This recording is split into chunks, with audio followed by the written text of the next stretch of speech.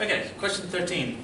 A curve, g of x, has a stationary point at 1, 2.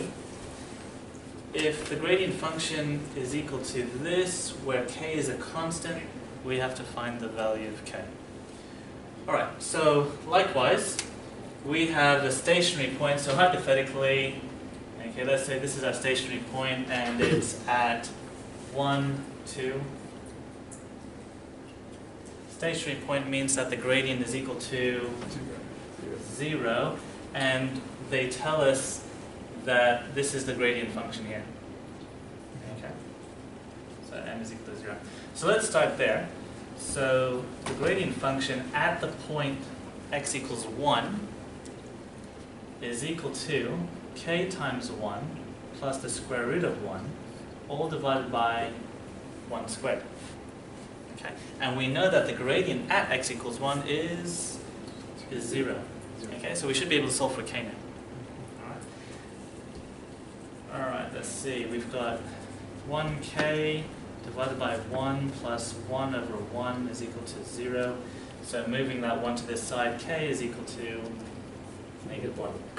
Alright, so let's see if we can find the value of g of x now.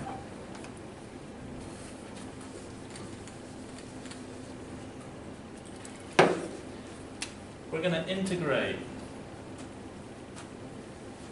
g dash x. So we're integrating negative x plus the square root of x all over x squared with respect to x. Okay. My suggestion is to split this up into two sets of fractions. Okay, what have I forgotten to do? No, I haven't integrated it yet. I have forgotten brackets because now I've got a summation there. Okay. Alright, so let's simplify a little bit further here. I've got negative 1 on x plus, I can simplify that. Here the power is 1/2. Here the power is 2, so if I combine it, what do I do to the powers? You subtract. I'm subtracting. Very good, Jared. So it's 3. So 1/2 take away 2 is negative 1/2. Okay, everyone happy with that? Wait, so did you get negative 1x? Because this is the power half, this is the power 2, so we're doing half take away 2. Yeah, but the first one. Negative. Over here. Negative x over, yeah. Okay, so this is x cancels with one of those x's. Ah. Yeah. Yep. Alright, so now I think we're ready to integrate. So, what is the integration of 1 on x? Log. Natural log, that's right. So we have the negative natural log of x. And then, if I'm going to raise the power from negative 1/2, raise it by 1, what do I get? Negative 1. I get 1/2. Negative half. Then I have to divide by the power. Okay. And I'll bring down that plus sign. Add the c, because I have finished integrating. And now we're going to simplify. So, we get negative natural log of x.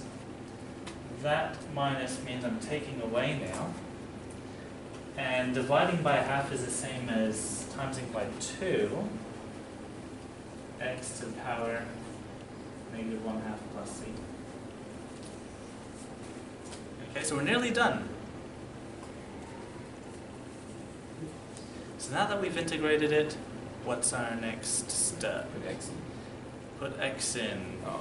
I think you're on the right track Find there. C. We need to find c by putting x in, and what is x? We're going to use this coordinate here, the coordinate 1, 2.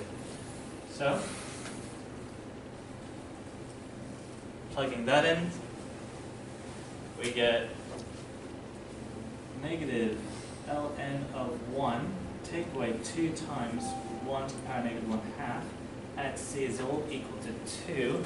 This is my function for g.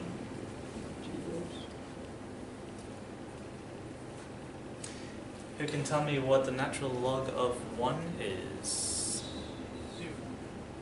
Not 2. One. 0. It's 0, very good. It's 0. So I have, and if we simplify this, 1 to the power negative 1/2, what's that going to come out to be? It's just going to be 1. So I have negative 2, add c is 2. C is equal to 4, that's right. Okay? I'll say that again. So the natural log of 1 is 0. You can check that on your calculator. Okay. Then we have 1 to the power negative 1/2. Well, the square root of 1 is just 1. And so we have negative 2 plus c is equal to 2. So c is equal to 4. All right. And so now we're done. The function g is equal to the negative natural log of x minus 2 on the square root of x plus 4. Thanks, Ben.